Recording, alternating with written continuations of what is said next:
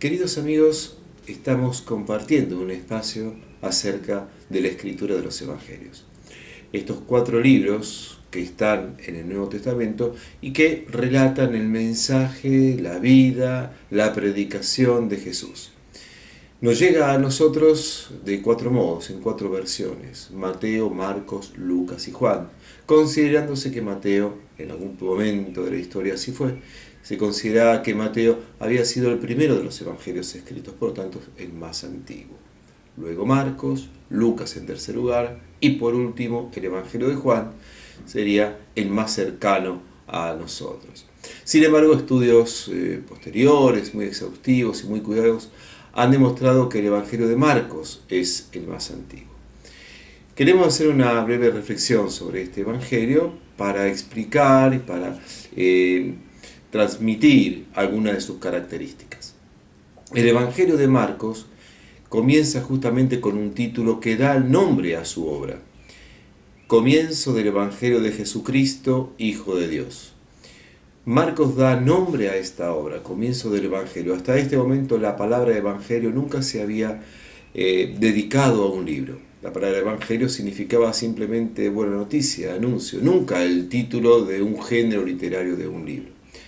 Por lo tanto, está inaugurando también una definición para estos 4 libros: Mateo, Marcos, Lucas y Juan. Todos ellos reciben este nombre gracias al título que le aplica a Marcos.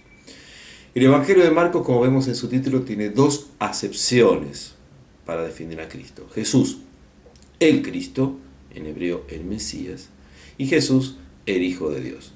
2 modos de confesar a Jesús.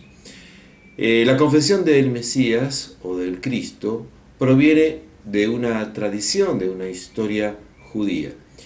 Y la tradición de Jesús, el Hijo de Dios, proviene de una tradición más bien pagana.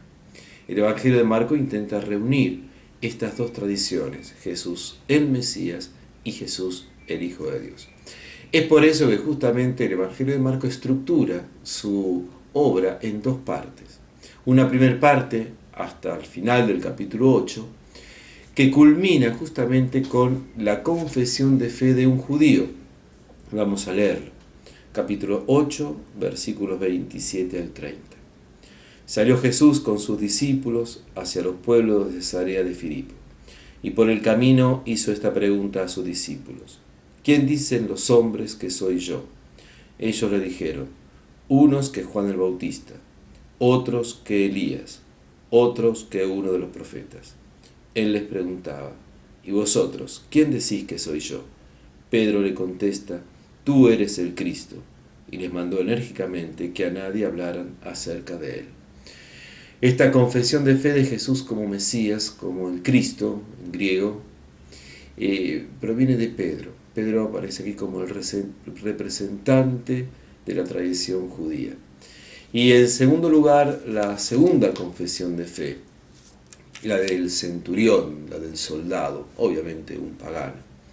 En el momento que Jesús está siendo crucificado en la cruz, muriendo, el texto dice en el capítulo 15, versículo 37: pero Jesús, lanzando un fuerte grito, expiró, y el velo del santuario se rasgó en 2, de arriba a abajo.